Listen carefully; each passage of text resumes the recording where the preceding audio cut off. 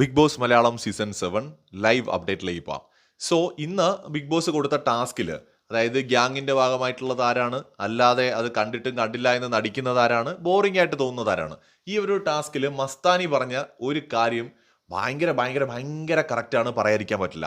So ആദ്യം ഗ്യാങ്ങിന്റെ ഭാഗമായിട്ട് പറഞ്ഞത് അപ്പാനിയാണ്. അപ്പാനി ശരത്ത് ഗ്യാങ് ഉണ്ടാക്കിയവരിൽ ഒരാളാണ്. കണ്ടിട്ടും കണ്ടില്ല എന്ന് നടിക്കുന്നത് ആര്യനാണെന്നാണ് മസ്താനി പറയുന്നത്. പക്ഷെ അതെനിക്ക് അത്ര കൺവിൻസിംഗ് ആയി തോന്നിയില്ല, കാരണം ആര്യൻ ആ ഗ്യാങ്ങിൽ ഏറ്റവും പ്രധാനപ്പെട്ട ഒരാളാണ്. സോ അതെന്തോ ആകട്ടെ, പക്ഷേ ബോറിംഗ് ആയിട്ടുള്ള ഒരാളെ കുറിച്ച് മസ്താനി പറഞ്ഞത് വളരെ വളരെ വളരെ കറക്റ്റാണ്.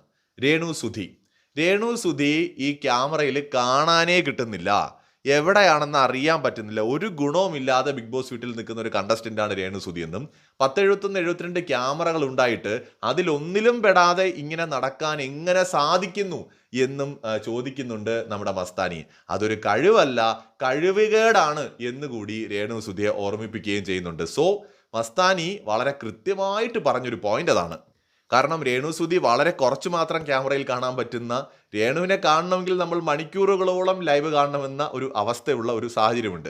സോ എന്തായാലും ഇന്ന് മസ്താനി വന്നപ്പോൾ രേണുവിനെതിരെ ആ ഒരു അമ്പ് അത് ബിഗ് ബോസ് വീടിനകത്ത് നല്ലപോലെ തന്നെ രേണുവിന് കൊണ്ടിട്ടുണ്ട്. ഇനിയുള്ള ദിവസങ്ങളിൽ അതിൻ്റെ തുടർച്ചയായിട്ട് പലതും കാണാൻ കഴിയും. കൂടുതൽ അപ്ഡേറ്റ്സുമായി വീണ്ടും